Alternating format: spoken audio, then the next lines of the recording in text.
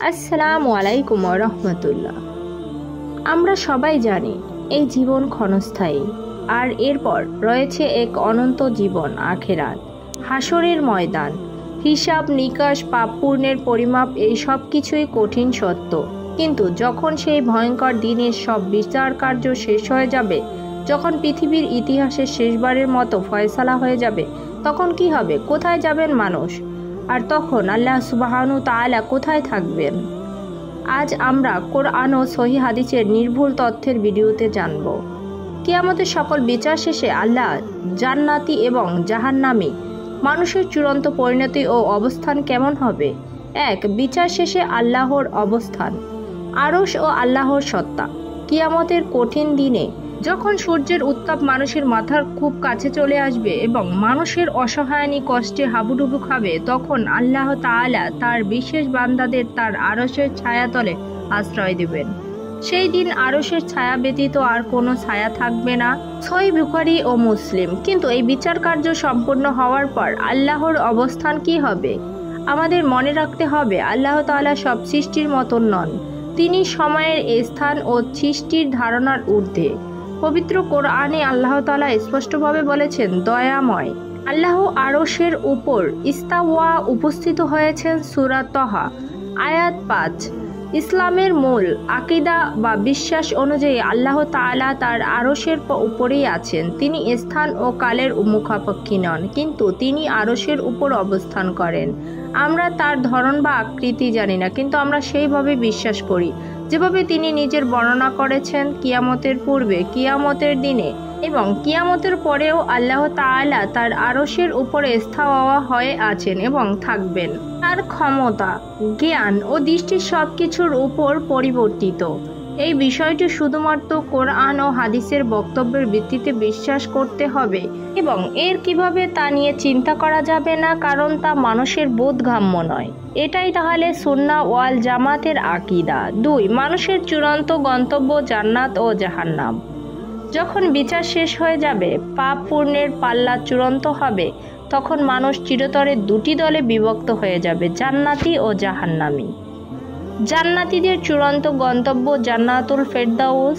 যারা আল্লাহর রহমত ও নিজ আমলের মাধ্যমে সফল কাম হবে, তাদের জন্য রয়েছে চির শান্তির স্থান জান্নাত। জান্নাতের অবস্থান। রাসূল সাল্লাল্লাহু আলাইহি ওয়াসাল্লাম বলেছেন, জান্নাতের সর্বোচ্চ ও সর্বোত্তম স্থান হলো জান্নাতুল ফেরদাউস এবং এর উপরও রয়েছে রহমান, আল্লাহ তাআলার আরশ। সেখান থেকে জান্নাতের নহরসমূহ প্রবাহিত হয়। সহিহ বুখারী হাদিস 2790। জান্নাতের অধিবাসী। রাসূল সাল্লাল্লাহু আলাইহি ওয়াসাল্লাম বলেছেন, আমি জান্নাতের দরজায় সর্বপ্রথম কড়া নাড়ব। তখন দারোয়ান বলবে, কে আপনি?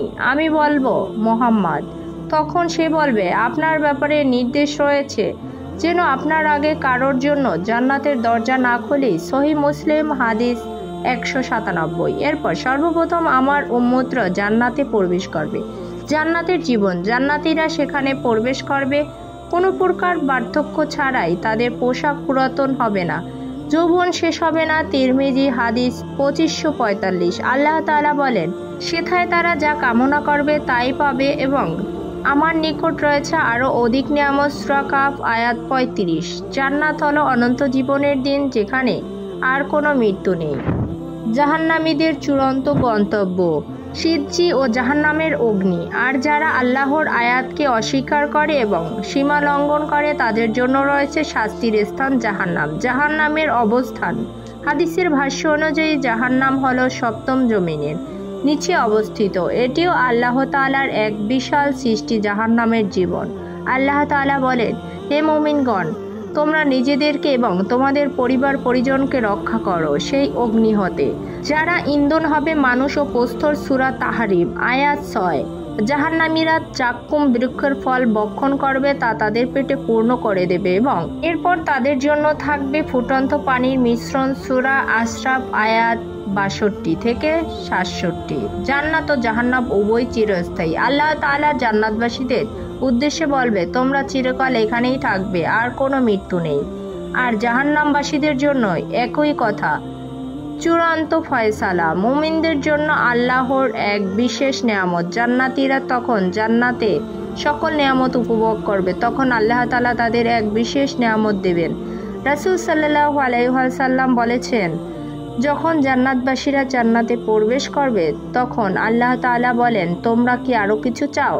তারা বলবে, আপনি কি আমাদের মুখমণ্ডল উজ্জ্বল করে দেননি? আপনি কি আমাদের জান্নাতে প্রবেশ করেননি এবং জাহান্নাম থেকে মুক্তি দেননি? তখন আল্লাহর পর্দা উন্মোচন করবে, তারা তাদের প্রতিপালককে দেখতে পাবে। তাদের প্রতিপালকের দিকে তাকানোর চেয়ে প্রিয় কোনো বস্তু তাদের দেওয়া হবে না। সহিহ মুসলিম হাদিস 181।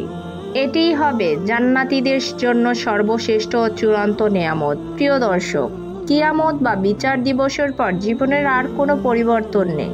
এই জীবনই সেই অনন্ত জীবনের প্রস্তুতির একমাত্র সময়। আজই নিজের জীবনকে কোরআন ও সহিহ হাদিসের ছাঁচে ফেলে দেখুন।